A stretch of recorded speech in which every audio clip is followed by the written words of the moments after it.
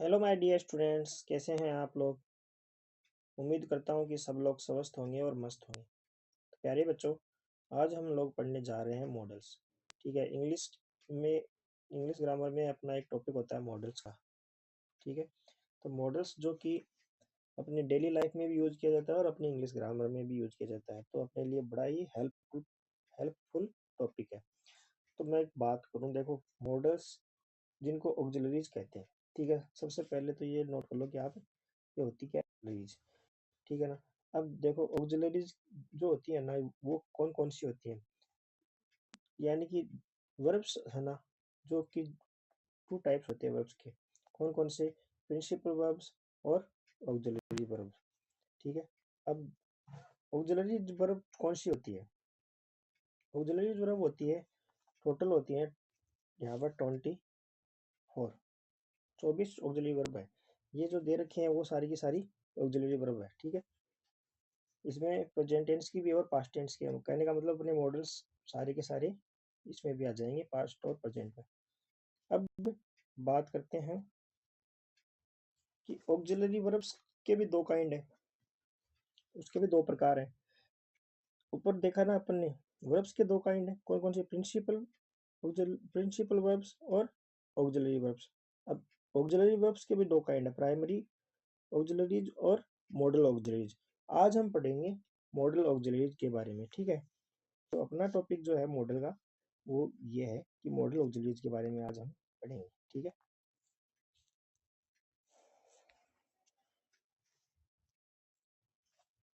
अब देखो, अपना टॉपिक है मॉडल ऑक्सिलरीज का। ठीक है। तो इसमें देखिए कि modal auxiliaries are those helping verbs that indicate different moods. अब मॉडल ऑक्सिलरीज जो होती है वो क्या होती है? ये करती हैं, विभिन्न प्रकार के मूड्स को इंडिकेट करती है।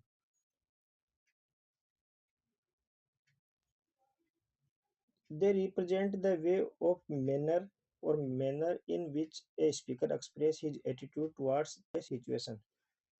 और ये जो मॉडल ऑक्सिलरीज है, वे उस तरीके या ढंग का को रिप्रेजेंट करती है जिसमें एक स्पीकर किस स्थिति के प्रति अपना कैसा दृष्टिकोण व्यक्त करता है। कोई भी कोई सिचुएशन होती है ना, उसके प्रति अपना कैसा दृष्टिकोण या कैसा मतलब एटीट्यूड वहाँ रिप्रेजेंट करता है। ठीक है ना। उसका मैनर, उसका तरीका क्या रहता है, ये बताती हैं मॉडल ऑक्सिलरीज।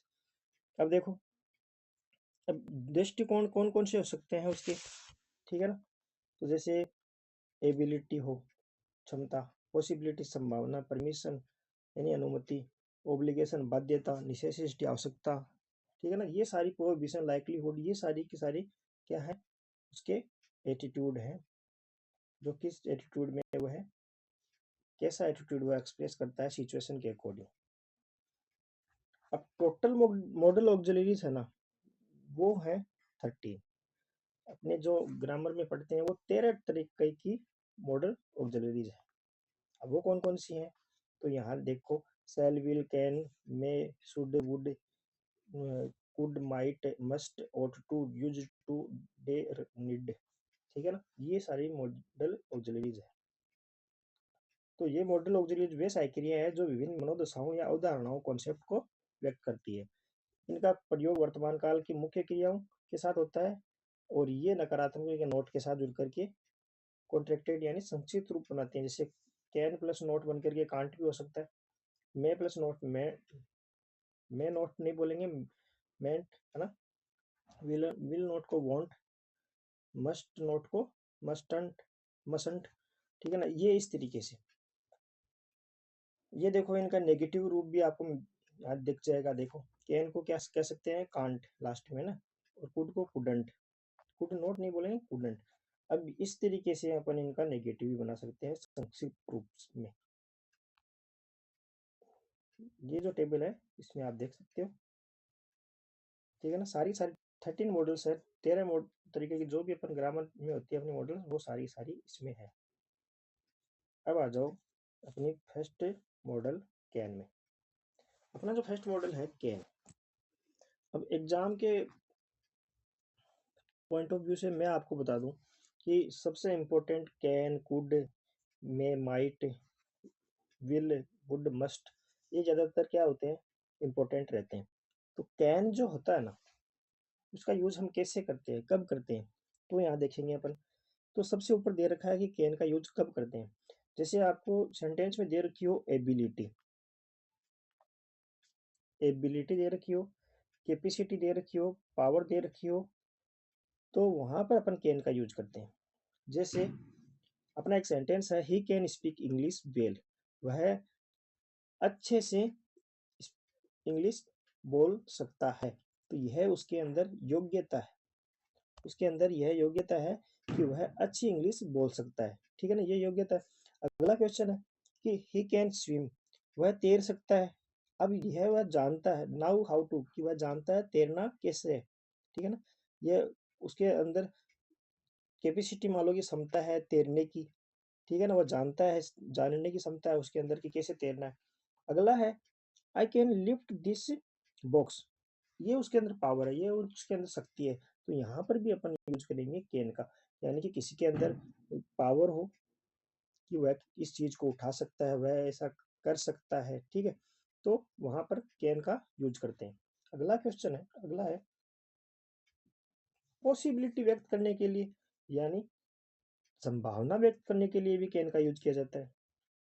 अब कैन का यूज पॉसिबिलिटी, कौन सी पॉसिबिलिटी, जैसे मे में भी में होता है ना, एम ए वाई, उसमें भी पॉसिबिलिटी होती है, माइट में भी होती है। ठीक है ना, संभावना तो और भी मॉडल्स में होती है।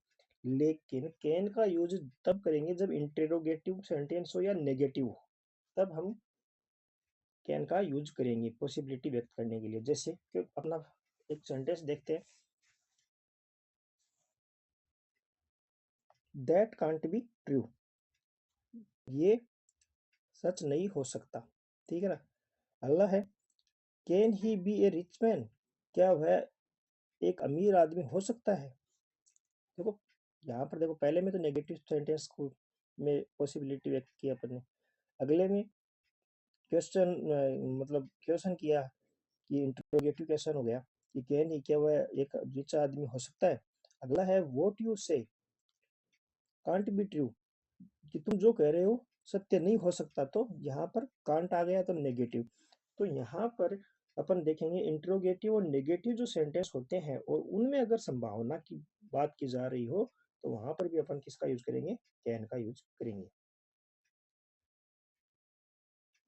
अब अब ऐसा मतलब ऐसी पॉसिबिलिटी हो, एक आइडिया हो जो थ्योरेटिकल पॉसिबिलिटी हो। थ्योरेटिकल, थ्योरेटिकल समझते हो आप, यानी सैद्धांतिक, सिद्धांतों के हिसाब से। जैसे पहला क्वेश्चन से समझो कि the railways can be improved, railway में सुधार किया जा सकता है, रेलवे में सुधार किया जा सकता है। तो ये वाक्य, ये जो सेंटेंस है, इसका अर्थ है कि रेलवे सही नहीं है, कि रेलवे में जो सुधार किया जा सकता है, सुधार की संभावना है। ठीक है ना, कि रेलवे सही नहीं है, तो उसमें संभावना है। तो थ्योरेटिकल पॉसिबिलिटी हो गई है, सिद्धांतिक। ठीक है, इसके बाद अपना अगला क्वेश्चन है, जैसे परमिशन, अगला पॉइंट है परमिशन। अब परमिशन या तो मांगने से, मांगने व देने के लिए, पर नम्रता का भाव, नम्रता का भाव। ठीक है ना, नम्रता यानी थोड़ी पोलाइटनेस, ज्यादा नहीं, थोड़ी पोलाइटनेस। के यू कैन गो नाउ, अब तुम जा सकते हो। ठीक है, और अगला क्वेश्चन है you can have the book when I have finished it, जब मैं ये किताब पढ़ लूंगा तो तुम इसे ले जा सकते हो। ठीक है ना, तो पोलाइटनेस थोड़ी कम रहेगी। कैन वी स्मोक हियर, क्या हम यहाँ धूम्रपान कर सकते हैं। तो पोलाइटनेस कम है, अगले को बस थोड़ी परमिशन ली है। कहने का मतलब अगला परमिशन दे ना दे वो अलग बात है, लेकिन पोलाइटनेस थोड़ी कमी है इसके अंदर, गुड में थोड़ी ज्यादा रहेगी पोलाइटनेस। ठीक है, आगे देखेंगे। अगला है राइट की बात की जा रही हो, अगला पॉइंट है राइट, यानी अधिकार की बात की, अधिकार न होने के लिए, यानी प्रोहिबिशन या निगेशन ऑफ परमिशन, जब किसी चीज की परमिशन नहीं हो आपको। ठीक है ना, ये आपका अधिकार नहीं हो, तब भी क्या होता है, कैन कांट का यूज किया जाता है। जैसे फर्स्ट अपना सेंटेंस है, you can't travel first class with a second class ticket. तुम ट्रेवल नहीं कर सकते फर्स्ट क्लास के, यानी कि ट्रेन में जब फर्स्ट क्लास और सेकंड क्लास होती है, श्रेणियां होती है ना, तो वो उसके हिसाब से टिकट आती है। तो देखो फर्स्ट क्लास श्रेणी में तुम यात्रा नहीं कर सकते, तुम्हारे पास क्या है, सेकंड क्लास की टिकट है, इसलिए you can travel first class with a second class, यानी कि सेकंड क्लास की टिकट के साथ तुम फर्स्ट क्लास ट्रेवल नहीं कर सकते। ये हो गया आपका अधिकार नहीं है, क्योंकि आपके पास द्वितीय श्रेणी की टिकट है, इसलिए तो कांट आएगा यहाँ पर। You can't enter the examination hall, तुम एग्जामिनेशन हॉल में एंटर नहीं कर सकते विदाउट एन एडमिशन कार्ड। अगर आपके पास एडमिशन कार्ड नहीं है तो आप विदाउट एडमिशन कार्ड एंटर नहीं कर सकते एग्जामिनेशन हॉल में। तो यहाँ पर आपका अधिकार नहीं है कि व्यक्त करने के लिए कांट का यूज किया गया। ठीक है, अब देखो ये सब तो देखो आगे थोड़ा सजेशन वगैरह ये इतना आपके काम की चीज नहीं है। ये कंपटीशन एग्जाम वालों के लिए थोड़ा सा उसमें पूछा जाता है। आपके लिए जो ग्रामर के टॉपिक में जितना आता है मैं आपको बता देता हूँ। अब देखो अपना अगला मॉडल है कुड। तो कुड में क्या होता है, कुड में होता वही है सारी चीजें जैसे जो केन में है, लेकिन ये पास्ट में होती हैं सारी चीजें, अधिकतर चीजें पास्ट में होती है, जैसे एबिलिटी, कैपेसिटी, पावर, ये कैन में भी देखिए अपने, लेकिन ये कुड में भी है, लेकिन इनमें पास्ट की संभावना पास्ट पास्ट रहता है, यानी भूतकाल की क्षमता रहती है, भूतकाल की योग्यता, भूतकाल की शक्ति। जैसे अपना फर्स्ट सेंटेंस है, I could play cricket when 11, मैं क्रिकेट खेल सकता था कब, जब मैं 11 साल का था। ठीक है ना, यहाँ पर आप देखो सब ये बताया गया है कि उसने अपनी क्षमता बताई है। ठीक है ना, कि कब खेल सकता था, कि जब मैं 11 साल का था। तो देखो पास्ट की बात जब भी की जा रही हो ना, देखो इस तरीके का सेंटेंस आएगा आपके कि व्हेन आई 11 में जब ऐसा था, तब ऐसा था, मैं चाइल्डहुड में था या बचपन में था, कुछ भी ऐसा आएगा जो आपको ये दिखाएगा कि पास्ट की बात की जा रही है। तो वहाँ क्या होगा, कुड का यूज करेंगे अपन। अगला सेंटेंस है, she could make her own dresses when 16, वह जब 16 साल की थी तब अपने कपड़े खुद बना सकती थी। तो 16 साल यानी पहले की बात की जा रही है, अब वह बड़ी हो गई है। ठीक है ना, बना सकती थी। ठीक है ना, भूतकालिक जो क्षमताएं, योग्यताएं, शक्ति होती है, उसके लिए कुड का यूज हम करते हैं। अगला पॉइंट है कंडीशन, यानी शर्त वाले वाक्यों में भी कुड का यूज किया जाता है। Could you lift this that box if you tried, अगर तुम इसको कोशिश करो। तो देखो शर्त वाले वाक्यों में, क्या आप वह बक्सा उठा सकते थे अगर आपने कोशिश की होती। ठीक है ना, देखो कुड का यूज यहाँ इसलिए किया गया देखो क्षमता है या नहीं है वो तो अलग बात है, कि क्या आप ऐसा कर सकते थे, शर्त वाले वाक्य में होता है ऐसा कुड का use. I could do if I tried, अगर मैंने कोशिश की होती तो मैं कर सकता था। तो ये कंडीशनल सेंटेंस में भी कुड का यूज किया जाता है। अगला है पोलाइट रिक्वेस्ट। हाँ, अब रिक्वेस्ट मैंने बताई थी ना, थोड़ा विनय जो जो नम्रता थोड़ी ज्यादा रहेगी, किसके बजाय, कैन की बजाय। यहाँ देखना पहला सेंटेंस देखो, could you lend me your car, क्या तुम अपनी कार मुझे उधार दे सकते हो। थोड़ी सी विनम्रता जो है वो कैन की बजाय थोड़ी ज्यादा रहेगी, है ना। और अगला क्वेश्चन है, could I have some more bread, क्या मुझे थोड़ी और रोटी मिल सकती है। तो विनम्रता कुछ ज्यादा है कैन में होता, तो कैन में थोड़ी विनम्रता, पोलाइटनेस कम होती है यहाँ पर। ठीक है, तो मोर पोलाइटनेस ऑप्शन दिया हुआ हो आपको, ठीक है ना, तो वहां कुड कर देंगे, और पोलाइटनेस ही दे रखा है तो कैन कर देंगे। ठीक है, मोर पोलाइट या मोर, ठीक है, मोर पोलाइटनेस जो भी। अगला क्वेश्चन है अपना पॉसिबिलिटी और परमिशन। अब देखो भूतकाल की बात की जाएगी। When I was at school, जब मैं स्कूल में था, we could sit out in the sun. तो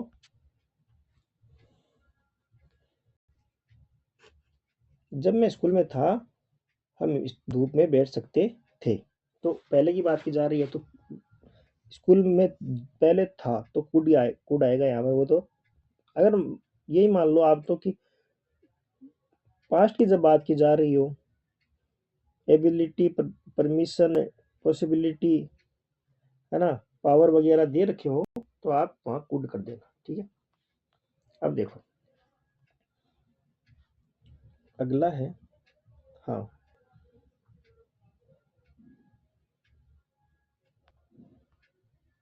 अब मे का यूज कैसे करते हैं? मे तो देखो, पॉसिबिलिटी यानी संभावना व्यक्त करने के लिए मे का यूज किया जाता है, लेकिन जिसमें संदेह है या अनिश्चितता का भाव हो, डाउट रहेगा, अनसर्टेनिटी रहेगी। जैसे संभावना तो रहेगी पर अनिश्चितता आ भी सकती है, और वो काम हो भी सकता है और नहीं भी हो। ठीक है ना? जैसे इट में रेन टुडे, आज बारिश आ सकती है। It is possible it will rain, यानी कि यह संभावना है कि आज बारिश आ सकती है। ठीक है ना? अब संभावना, एक बात बता दूं मैं आपको, एक तो होती है रिमोट पॉसिबिलिटी, एक होती है स्ट्रॉन्ग पॉसिबिलिटी। रिमोट पॉसिबिलिटी यानी कम संभावना तो होती है माइट में, और स्ट्रॉन्ग पॉसिबिलिटी होती है मे में। यानी बारिश आ सकती है, आपको दे रखा है स्ट्रॉन्ग पॉसिबिलिटी, तो वहां मे आएगा।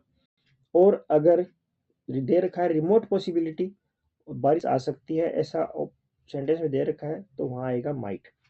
यानी कि संभावना कम तो माइट, और थोड़ी संभावना हो तो वहां मे। अगला सेंटेंस है ही मे कम टुमारो, वह कल आ सकता है। वह कल आ सकता है, उसके कल आने की जो संभावना है, ठीक है ना, there is a possibility of his coming tomorrow, तो उसके कल आने की संभावना है। अब संभावना है, ठीक है ना, संदेह है कि वह आएगा कल, अनसर्टेन है वैसे। अगला है जैसे used for polite and authority permission. अब स्कूल में अपन यूज करते हैं, जैसे स्कूल में अपन प्रिंसिपल सर से, स्कूल में अपन टीचर से, जैसे यू मे गो नाउ। अब आपको यहाँ ये बोला जाए यू कैन गो नाउ, तो यहाँ ऑफिशियल या अधिक यानी कि आपको ऑफिशियली नहीं कहा गया है कैन में, यानी थोड़ी सी औपचारिकता कम रहती है। लेकिन अगर आप स्कूल में हो और वहां पे बोला जाएगा, तो ये बोला जाएगा यू मे गो नाउ, अब आप जा सकते हो। अगला क्वेश्चन है you may borrow from the library 3 books for 15 days. तुम लाइब्रेरी से 3 जो पुस्तकें हैं 15 दिन के लिए उधार ले सकते हो। ठीक है ना? यहाँ पर ऑफिशियली आपको कहा गया है। ठीक है ना? अगला क्वेश्चन है, अब आप परमिशन लो, यानी कोई रिक्वेस्ट करो, ठीक है, किसी से आज्ञा मांगने की या देने की। तो देखो, अब आप क्लास में एंटर करने से पहले सर को बोलते हो मे आई कम इन सर, क्या मैं अंदर आ सकता हूँ सर? तो यहाँ पर जो पोलाइटनेस होगी वो आपकी ज्यादा रहेगी। ठीक है ना? यहाँ कैन का यूज नहीं करेंगे। कैन कैन का यूज तब करते हैं जब कम पोलाइटनेस हो, कम विनम्रता हो। और मे का यूज तब किया जाता है जब पोलाइटनेस ज्यादा हो और ऑफिशियली हो। अगला है you may come if you wish, तुम अंदर आ सकते हो अगर तुम्हारी इच्छा हो। ठीक है ना? अगर ठीक है ना, ये हो जाएगा परमिशन और रिक्वेस्ट का। आगे है विश और होप, किसी के लिए आप इच्छा व्यक्त कर रहे हो या आशा व्यक्त कर रहे हो। मे यू लिव लॉन्ग, तुम, अपन बोलते हैं ना जैसे 100 साल जियो, है ना, तुम्हारी आयु दीर्घायु हो। अगला है may you both be happy, आप दोनों खुश रहो। किसी को भी आशीर्वाद दे रहे हो, किसी के भी लिए इच्छाएं या आशा व्यक्त कर रहे हो, तो अपन बोलते हैं ना, तो आप दोनों खुश रहो, may you both be happy. अगला है पर्पज के लिए या आफ्टर फेयर, उद्देश्य या भय के लिए। Work hard so that you may pass, hard work करना, कड़ी मेहनत करो ताकि तुम क्या हो सको, पास हो सको। ठीक है? अगला है I am afraid the news may be true, मुझे डर है कि खबर सच हो सकती है। अब देखो पॉसिबिलिटी तो है पर संदेह है कि यह खबर सच हो सकती है। अब देखो यहाँ पर एक तो किसी उद्देश्य के लिए, उद्देश्य यहाँ की अगर तुम्हें पास होना है ना, तो तुम्हें क्या करना पड़ेगा, यहाँ हार्ड वर्क करना पड़ेगा, ठीक है ना। तो वर्क हार्ड, हार्ड वर्क करो ताकि तुम क्या हो सको, पास हो सको। अगला है, अगर डर के लिए, डर व्यक्त करने के लिए, जैसे आई एम अफ्रेड, मुझे डर है कि यह न्यूज जो है सच हो सकती है। इसके बाद अपन बात करेंगे माइट की। माइट जो फ्यूचर पॉसिबिलिटी व्यक्त करता है, और मोर रिमोट और अनसर्टेन देन मे।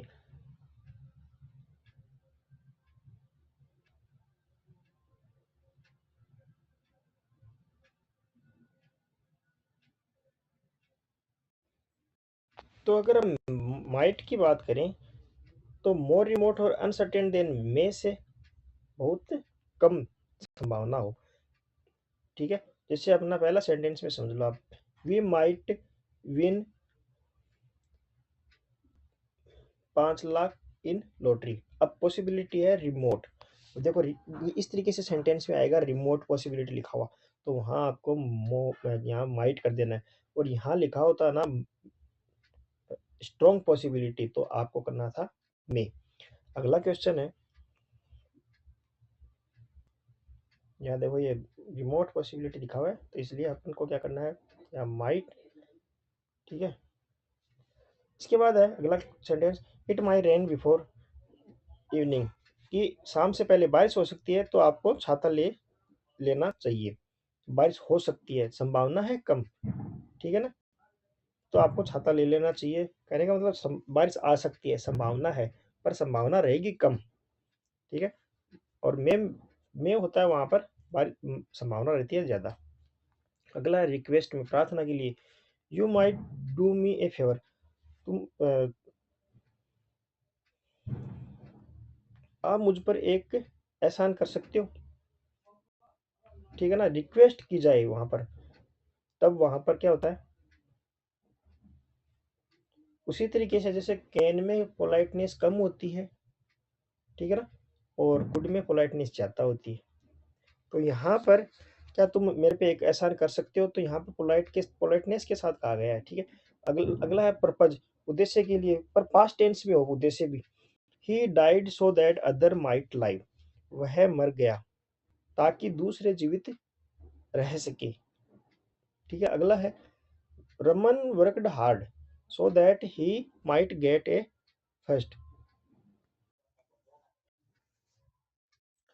तो देखो अगला सेंटेंस तो अपना क्या था, Raman worked hard so that he might get A first.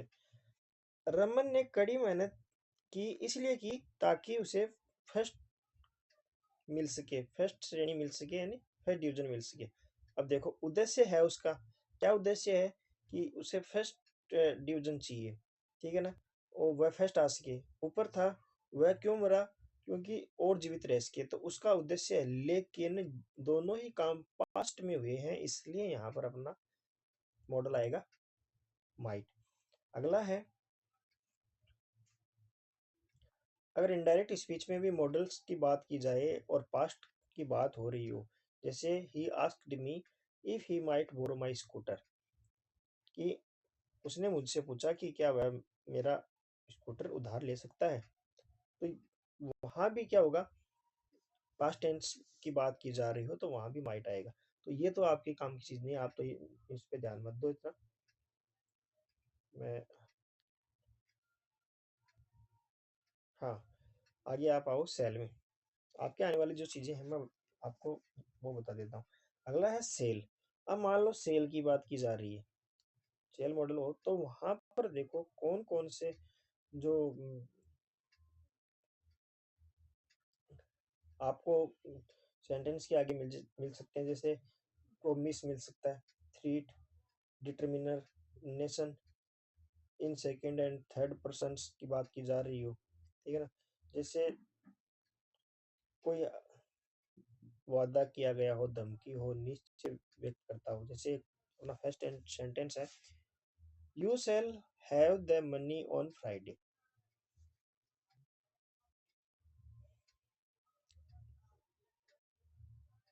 शुक्रवार को आपको पैसे मिल जाएंगे, ये किसी ने प्रोमिस किया है।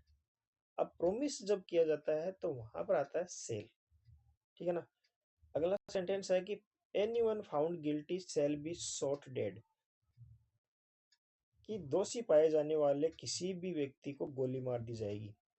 अगर कोई दोषी पाया गया, गिल्ट पाया गया, तो उसको क्या कर दिया जाएगा, गोली मार दिया जाएगा। और यानी ये किसी ने धमकी दी है तो वहां भी किसका यूज करेंगे हम, थ्रेट यानी धमकी दी है तो वहां भी हम यूज करेंगे सेल का। आगे है वार्निंग दी हो किसी को, he shall be punished, he shall be punished if he comes late, अगर वह देर से आता है तो उसे दंडित किया जाएगा। यानी वार्निंग दी गई है, वार्निंग अगर लिखी हुई हो, थ्रेट लिखी हुई हो आगे सेंटेंस के आगे, तो वहां अपन को यूज करना है सेल। ठीक है, आपको ज्यादा डीपली नहीं पूछा जाएगा। 9, 10th, 11th, 12th ये जो क्लासेस जितनी भी है, ये छोटी क्लासेस है, उनको इतना ही पूछा जाता है कि आपको ऑप्शन में सेंटेंस के आगे प्रोमिस थ्रेट वार्निंग दे दी जाती है, ऐसे इसके ऐड करके दे दिया जाता है कि यहाँ कौन सा मॉडल आएगा। तो इतना डीपली नहीं पूछा जाता, तो आपको ये याद करके जाना है, प्रोमिस थ्रेट वार्निंग ये सेल में यूज किए जाते हैं बस। अब प्रेजेंट टेंस और पास्ट टेंस का वो विशेष ध्यान रखना आप। इसके बाद देखो अगला है प्रोहिबिशन इन द नेगेटिव, नकारात्मक वाक्यों में निषेध के लिए। You shall not enter that house, तुम्हें क्या नहीं करना चाहिए,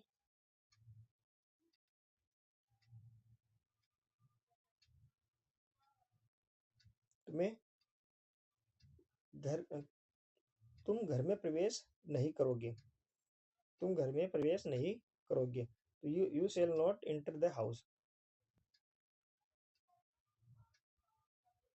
यहाँ दाऊ जो है, अगला सेंटेंस है दाऊ शैल नॉट स्टील, तुम्हें तुम चोरी नहीं करोगे, तो दाऊ, ये दाऊ का मतलब होता है यू शैल नॉट स्टील। तो प्रोहिबिशन दे यानी कि रोक के लिए होता है, यानी किसी को रोकना, निषेध करना। ठीक है ना, नकारात्मक वाक्यों के निषेध के लिए, तो वहां भी अपन सेल का यूज करते हैं। ठीक है, अगला अपना है मॉडल शुड। शुड शुड में क्या होता है, शुड में होती है duty, soft command, advice, probability, यानी कर्तव्य हो, नम्र आज्ञा हो, सलाह हो, संभावना के लिए। जैसे कि पहला है one should try to do one's best, हर किसी को क्या करना चाहिए, व्यक्ति को अपना सर्वश्रेष्ठ प्रयास करना चाहिए, हर किसी को। तो ये उसकी ड्यूटी है, ड्यूटी अगर दे रखी हो तो वहां पर क्या होता है, शुड। अगला है you should go at once, तुम्हें एक बार क्या जानना चाहिए, you should go at once, ये कोई नंबर आ गया दियो किसी ने कि तुम्हें एक बार जाना चाहिए, तो सो फंड कमांड दे रखी हो तो वहां शुड। अगला है you should call for the doctor, तुम अब एडवाइस दिया आपको किसी ने कि आपको क्या करना चाहिए, डॉक्टर को बुलाना चाहिए, तो ये आप मानो ना मानो अलग है, लेकिन किसी ने आपको एडवाइस दी कि डॉक्टर के पास जाना चाहिए, डॉक्टर को बुलाना चाहिए, तो वो एडवाइस के लिए क्या आता है, शुड। इसके बाद अगला है अपना, अगला पॉइंट है ऑब्लिगेशन, कर्तव्य के लिए वह पूर्ण धारणा के लिए, पूर्व धारणा के लिए। They should be more careful now, उन्हें उन्हें क्या होना चाहिए, और भी ज्यादा केयरफुल होना चाहिए। ठीक है, इस तरीके से ऑब्लिगेशन दे रखी हो, you should be in bed now, तुम्हें आप सोने जाना चाहिए, तो ये आपका जो ऑब्लिगेशंस दर्शाता है, वहां शुड का यूज किया जाता है। कि आप करे ना करे वो अलग है, लेकिन किसी ने आपको एडवाइस दी कि ये ऐसा तुम्हें करना चाहिए, तो वहां पर सेल का यूज हम करते हैं।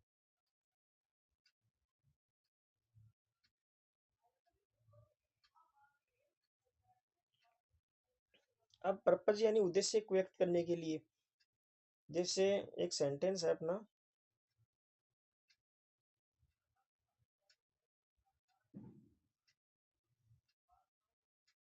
इस सेंटेंस के माध्यम से समझ लो आप, तो जैसे ये सेंटेंस है अपना, ठीक है ना, तो इसमें क्या लिखा हुआ है, those who live live in glass house, जो लोग कांच के घर में रहते हैं, ठीक है ना, नॉट थ्रो स्टोन्स, उन्हें पत्थर फेंकने नहीं चाहिए। कहने का मतलब उनके खुद के घर भी कांच के हैं, तो दूसरों के घर पे पत्थर नहीं फेंकना चाहिए, उनके ग्लास भी टूट सकते हैं। तो यहाँ पर आपको कोई एडवाइस दी, तो वहां पर भी क्या यूज किया जा सकता है, शुड का। ठीक है ना। इसी तरीके से अपना अगला है विल। तो पोलाइट रिक्वेस्ट की बात की जा रही हो, विनम्र प्रार्थना की बात की जा रही हो क्वेश्चंस में। जैसे फर्स्ट सेंटेंस है, will you open the window please. अब प्लीज अगर कह करके आपको ये बोला गया है, पोलाइट रिक्वेस्ट की गई है कि विंड क्या आप विंडो खोल सकते हो, इस विंडो को खोल दोगे, तो वहां पर क्या होगा, विल का यूज किया जाएगा। अगला है, will you please help me. अगर आपकी इच्छा हो, आर यू विलिंग टू। अगर आपकी इच्छा हो, आप इच्छुक हो तो मेरी हेल्प करोगे। तो विलिंगनेस दर्शाने के लिए किसका यूज किया जाता है, विल का यूज किया जाता है। ठीक है ना। और जो रिक्वेस्ट की जा रही हो अगले से, जैसे आगे एक सेंटेंस में लिख रखा है, I will try again if you wish, I am willing to. यानी मैं अब खुद की विलिंग है कि आई विल ट्राई अगेन, मैं दोबारा से कोशिश करूंगा। इफ यू विश, अगर तुम्हारी इच्छा हो तो मैं दोबारा कोशिश करूं। ठीक है। अब विल नॉट वाला होता है ना, वॉन्ट, उसको कैसे यूज करते हैं, जैसे किसी चीज को इनकार करना आपको, आई वॉन्ट गो, मैं नहीं जाऊंगा, तो वॉन्ट आ जाएगा वहां पर। प्रोमिस, थ्रेट और डिटर्मिनेशन यहाँ पर भी यूज किए जाते हैं। अब वो कैसे, वो आपने पीछे भी देखे होंगे। देखो यहाँ पर देखिए आपने पीछे,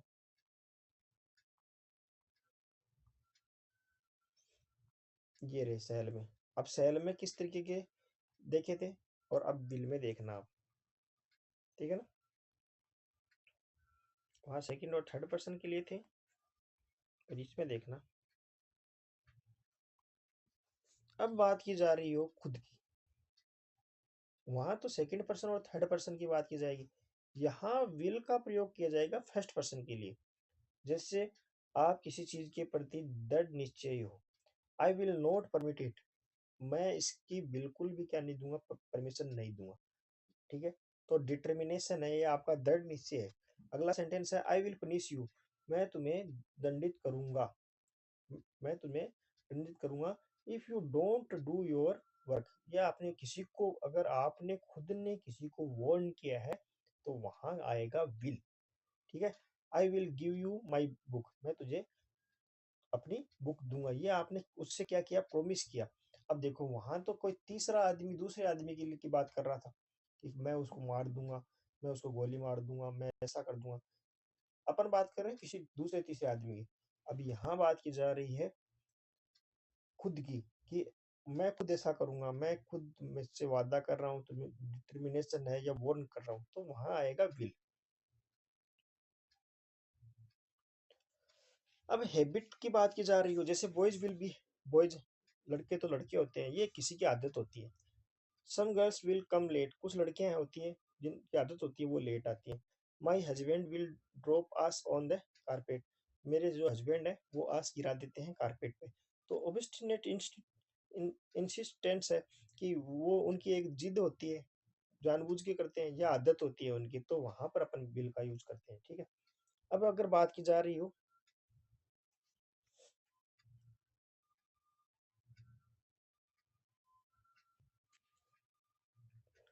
प्रेडिक्शन की, प्रेडिक्शन यानी भविष्यवाणी की, तो यहाँ देखो प्रेडिक्शन का जाएगा यहाँ पर,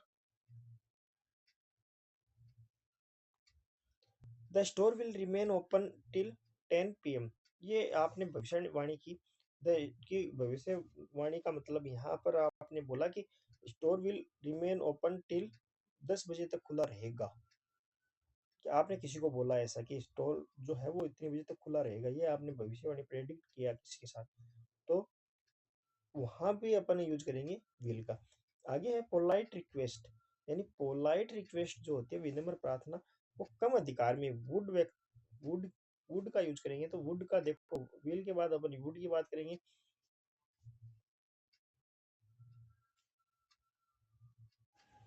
अब वुड की बात कब करते हैं, वुड की बात करते हैं जब कम अधिकार हो किसी चीज पे, और वाक्य कैसा हो, इंटेरोगेटिव हो, तब बात करते हैं हम वुड की। जैसे अपना फर्स्ट सेंटेंस है, would you open the window, क्या आप विंडो खोल दोगे प्लीज।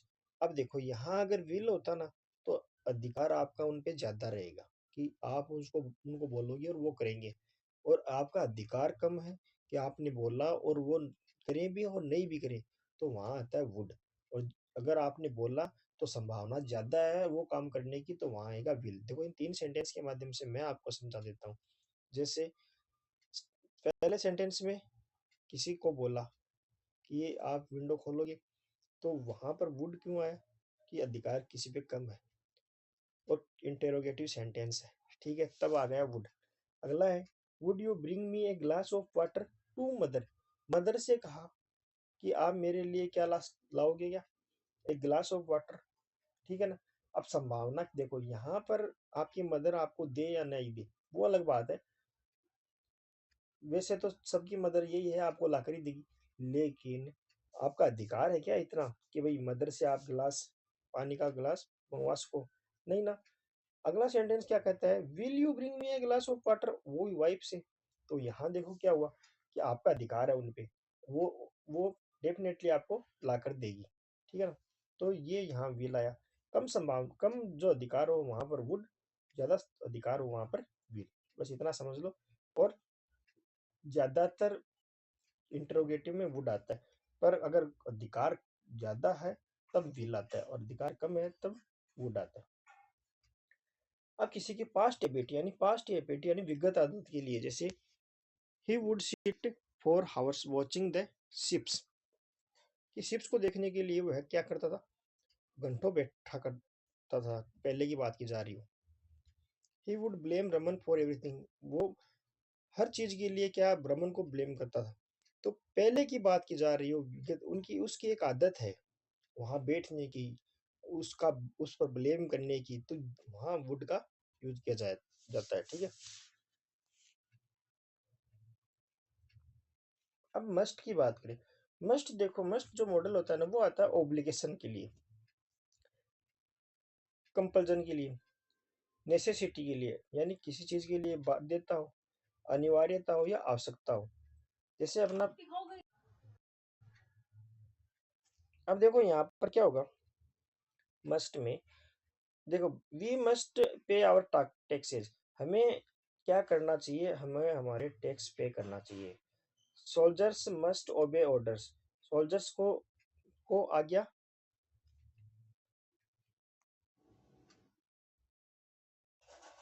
जैसे तो यहाँ सोल्जर्स के लिए सोल्जर्स को आज्ञा का पालन करना चाहिए। और ऊपर अपन के लिए देखो हमें टैक्सेस पे करने चाहिए, तो ये हमारे लिए बाध्यता है, सोल्जर्स के लिए अनिवार्यता है। तो वहां पर जहाँ पर बाध्यता हो, वहां जहाँ पर अनिवार्यता हो, वहां मस्ट का यूज करते हैं। ठीक है। अगला है सर्टेनिटी, निश्चितता के लिए। ठीक है ना। जैसे don't be bet on horse races, कि घोड़ों की दौड़ पर शर्त न लगाएं। You must loss in the long run. तो यहाँ पर देखो कि लंबे समय में आपकी हार निश्चित है, कि हमेशा क्या नहीं करना चाहिए, घोड़ों की दौड़ में हमें शर्त नहीं लगानी चाहिए। ये निश्चितता है कि आप हार जाओगे। वी मस्ट ऑल डाई, हम सबको मरना है, यानी निश्चितता है सबके लिए, तो वहां भी मस्ट का यूज किया जाता है। ठीक है ना। अब देखो, अब इम्फेटिक एडवाइस हो गई। इम्फेटिक एडवाइस का मतलब होता है किसी चीज को दो, कोई सलाह आपको दे जोर दे करके। You must visit the Taj Mahal when you go to Agra, आपको सलाह जोर दे करके, सशक्त सलाह दी है लेकिन जोर दे करके। जैसे तुम्हें क्या करना चाहिए, विजिट करना चाहिए ताजमहल, कब, अगर तुम आगरा जाओ। ठीक है ना। अब अगर अगला है प्रोहिबिशन में यानी निषेध में। निषेध का मतलब होता है किसी चीज के लिए रोक।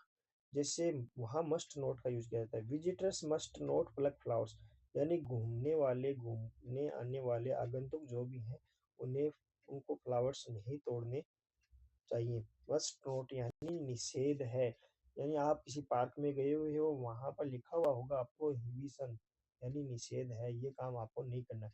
अगला है people must not park their cars here, लोगों को अपनी कार यहाँ पार्क नहीं करनी चाहिए। यानी कहीं आप कई बार देखा होगा सिटी वगैरह में जाओगे तब वहां पर ये ऐसा लिखा होता है। अगला है यू मस्टंट टेक पॉइजन, तुम्हें जहर नहीं लेना चाहिए, तो ये प्रोहिबिशन है। ठीक है। अगला है need not, non obligation, you need not go now. ये भी एक मॉडल होता है कि तुम्हें वहां नहीं जाना चाहिए जब कोई कार्य करना आवश्यक न हो, तब नीड नॉट का यूज करते हैं। You need not read the books, तुम्हें बुक पढ़ने की जरूरत नहीं है, आवश्यकता नहीं है। ought to कब यूज किया जाता है? ought to एक मॉडल होता है जिसे भूतकाल में अधूरा कोई छोड़ा कर्तव्य व्यक्त करने के लिए। आई ought to have done it। अगला सेंटेंस है you ought to have returned the books in time।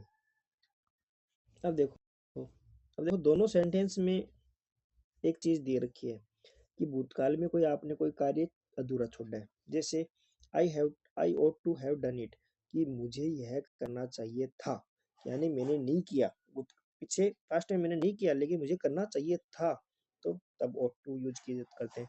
अगला है you ought to have returned the books in time, तुम्हें क्या करनी चाहिए, किताबें समय पर वापस करनी चाहिए थी। कहने का मतलब आपने नहीं की तो करनी चाहिए थी।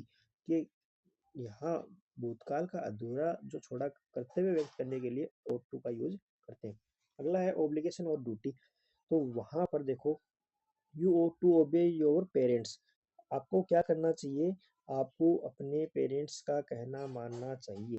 ऑब्लिगेशन हो, ठीक है ना, तब ought to का यूज करते हैं। अगला है you ought to finish your work in time, आपको अपना कार्य समय पर खत्म करना चाहिए, तब भी ought to का यूज करते हैं। और सलाह वांछनीयता के लिए अगला एडवाइस और एडवाइजेबिलिटी के लिए। तो यहाँ पर क्या देखो you ought to go to Jaipur, तुम्हें क्या करना चाहिए, जयपुर, आपको जयपुर जाना चाहिए। You ought to work hard, आपको हार्ड वर्क करना चाहिए, तब ought to का यूज करते हैं। ठीक है, ये सलाह दी जाए तब आपको। अब कुछ सेमी मॉडल्स भी होते हैं, ठीक है ना। सेमी मॉडल कौन कौन से हैं, डेयर और नीड। जैसे how dare you speak to me like that, आपने यह कहने का साहस कैसे किया मुझे, मतलब ये बोलने का साहस कैसे किया, मुझे ऐसा कहने का साहस कैसे किया।